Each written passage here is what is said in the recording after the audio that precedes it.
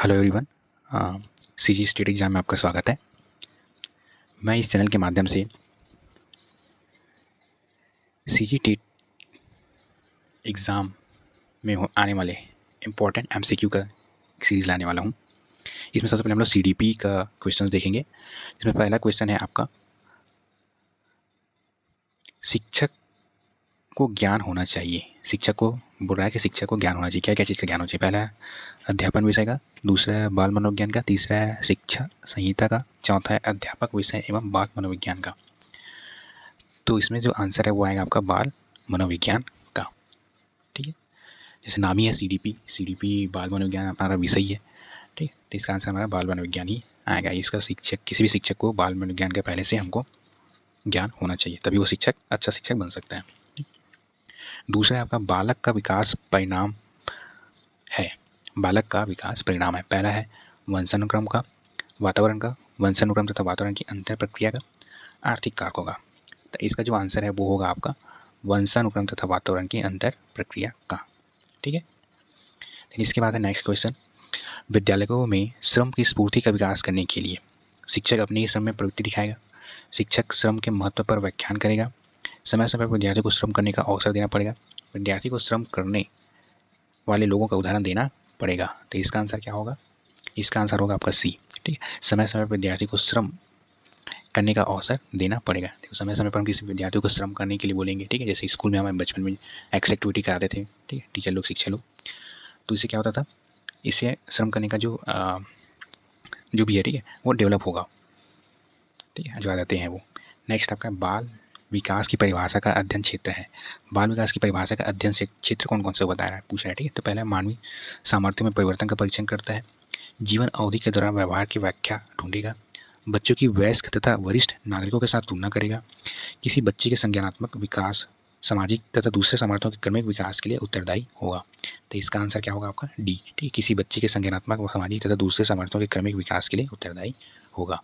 बाल विकास की परिभाषा है। ठीक है, नेक्स्ट है आपका, प्राथमिक शिक्षक के लिए बाल मनोविज्ञान का ज्ञान आवश्यक है क्योंकि। प्राथमिक शिक्षक बनने के लिए, ठीक है, प्राइमरी स्कूल में शिक्षक बनने के लिए कौन सा बाल मनोविज्ञान आवश्यक होता है? तो यह बच्चों को अनुशासित बनाने में सहायता करता है। दूसरा, परीक्षा के परिणाम में उन्नति होती है। यह बच्चों को अभिप्रेरित करने के लिए सुविधाजनक तरीका बन जाता है। यह बच्चों के व्यवहार को समझने में शिक्षक की सहायता करता है। तो क्या होगा आंसर आपका? डी। ठीक है, यह बच्चों के व्यवहार को समझने में शिक्षक की सहायता करता है। ठीक है, मनोविज्ञान, बाल मनोविज्ञान से नाम समझ आ रहा है कि बाल मनोविज्ञान मतलब बालक के मनोस्थिति को जाना। ठीक है, तो इससे क्या होगा, शिक्षक क्या है, कोई भी शिक्षक जो है जब किसी भी स्कूल में प्राथमिक स्पेशली जब जाता है प्राथमिक स्कूल में, तो इससे क्या होगा, बच्चों की मानसिक स्थिति को वो समझ पाएगा, उसके अकॉर्डिंग फिर जो भी है वो डिसीजन ले पाएगा। ठीक है, निम्नलिखित कौन सा विकास का सिद्धांत नहीं है? मोस्ट टाइम पे क्वेश्चन है, हर बार पूछा जाता है।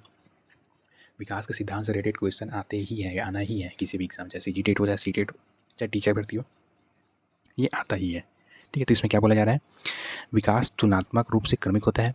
विकास समय के साथ धीरे धीरे घटित होता है। विकास की सटीक गति एवं प्रकृति जन्म के समय ही निर्धारित हो जाती है। व्यक्ति अलग अलग गति से विकास करते हैं। तो इसका जो आंसर है वो आपका आएगा 10वां का सी। विकास की गति, विकास की सटीक गति एवं प्रकृति जन्म के समय ही निर्धारित हो जाती है। ये जो है आपका क्या है, सिद्धांत नहीं है, ये गलत आंसर है। बाकी जो 3 है, जैसे विकास तुलनात्मक रूप है, विकास समय के साथ धीरे धीरे घटित होता है, व्यक्ति अलग अलग गति से विकास करते हैं, ये सारे क्या है, सही है। लेकिन इसमें पूछा क्या है, सिद्धांत नहीं है, तो नहीं है, तो इसका आंसर क्या है आपका? सी नंबर आपका, विकास की सटीक गति एवं प्रकृति जन्म के समय ही निर्धारित हो जाती है, ये गलत आंसर है। ये जो विकास होता है वो जन्म के बाद होता है। ठीक है, शैशवावस्था से आपका पूरा बाल्यावस्था, शैशवावस्था से होते हुए आपका पूरा वो मृत्यु पर, जन्म से मृत्यु तक होता है विकास। ठीक है, ग्रोथ, डेवलपमेंट। ठीक है, नेक्स्ट आपका 11वां, शरीर में के केंद्रीय भाग से परिधियों या आंगरंगों की ओर का विकास दर्शाता है। विकिरीकरण विकास के सिद्धांतों को, विकेंद्रीकरण विकास के सिद्धांतों को, मध्य भाग विकास के सिद्धांतों को, सोपानी विकास के सिद्धांतों को। तो आपका 11वां का आंसर क्या होगा आपका? सी, मध्य भाग विकास के सिद्धांतों को ये दर्शाता है। नाम से समझ आ रहा है, शरीर के केंद्रीय भाग से परिधियों की, मतलब मध्य से आपका कहाँ की ओर जा रहा है, आपका बाह की ओर जा रहा है। ठीक, केंद्र से बाह की ओर बोल रहे हैं, तो क्या होगा इसका आंसर? मध्य से बाह की ओर होगा। ठीक है, नेक्स्ट आपका विशेष अवधि के दौरान विकास प्रगति करता है लेकिन इस अवधि में समायोजन के लिए विराम करता है। यह विकास के निम्नलिखित किस नियम को अनुसारित करता है? ठीक है, तो समन्वय का सिद्धांत, निरंतरता का सिद्धांत, चक्राकार प्रगति का सिद्धांत, समान प्रतिमान का सिद्धांत। तो इसका जो आंसर है वो क्या आएगा आपका 12 नंबर में आपका सी आएगा, चक्राकार प्रगति का सिद्धांत। नेक्स्ट आपका निम्न में से विकास का कौन सा सिद्धांत गलत है? फिर से वही क्वेश्चन, विकास का सिद्धांत से क्वेश्चन पूछा जाता है, जैसे मैं बताया हूँ कि वेरी वेरी इंपॉर्टेंट है। फिर इसमें पूछा नहीं है कौन सा गलत है। ठीक है, तो विकास में व्यक्तित्व विभिन्नता होती है, विकास संयोगों का परिणाम है, यह एक सतत प्रक्रिया है, यह पूर्व कथनीय है। तो इसका जो आंसर है वो क्या आएगा आपका 13 नंबर का बी। ठीक है, विकास संयोगों का परिणाम है, जो कि क्या है आपका ये गलत कथन है। ठीक है, नेक्स्ट आपका है मस्तक अधोमुखी एवं निकट से दूर का क्रम किस क्रिया का अंक का है? ठीक है, तो चेतना, विकास, विवृद्धि और संशोधन। तो इसका आंसर क्या आएगा आपका 14 नंबर का विकास, क्योंकि हम विकास ही पढ़ रहे हैं। ठीक है, विकास हमारा अपन चैप्टर पढ़ रहे हैं, वहाँ का जो क्वेश्चन है तो विकास से रिलेटेड ही है ये। ठीक है, नहीं पढ़ते तो हमको समझ आता है मस्तिष्क के विकास से रिलेटेड है। ठीक है, ये भी इंपॉर्टेंट क्वेश्चन है। बालक के शारीरिक या व क्रियात्मक विकास की दिशा होती है। बालक के शारीरिक और क्रियात्मक विकास की दिशा होती है कौन सी तरफ होती है? सिर से पैर तथा शरीर के बाहर के मध्य की ओर, सिर से पैर तथा शरीर के मध्य से बाहर की ओर, पैर से सिर तथा शरीर के बाहर से मध्य की ओर, पैर से सिर तथा शरीर के मध्य के बाहर की ओर। तो इसका आंसर है, जैसे आप लोग पढ़ा भी होगा बील वगैरह जब किए होंगे तो उस टाइम ये बहुत इंपॉर्टेंट क्वेश्चन रहता है। ठीक है, इसका आंसर भी होगा शरीर से पैर तथा शरीर के मध्य से बाहर की ओर, ये आंसर आपका है। ठीक है, तो ठीक है दोस्तों, आज हम लोग इतना ही करेंगे, मेरा फर्स्ट लेक्चर है। आगे भी हम लोग इस तरह से इससे अच्छे और क्वेश्चंस लाने की कोशिश करेंगे। और आप लोग डेडिकेटेड 2 मंथ में मैं सीडीपी और बाकी जो सब्जेक्ट है हिंदी, मैथ्स, साइंस और आपका बाकी एसएसटी वालों के लिए एसएसटी की क्वेश्चन भी लाने का कोशिश करेंगे। ठीक है, तो पूरे सारी तैयारी में इस चैनल के माध्यम से एमसीक्यू हम लोग करने वाले हैं। ठीक है, थैंक यू।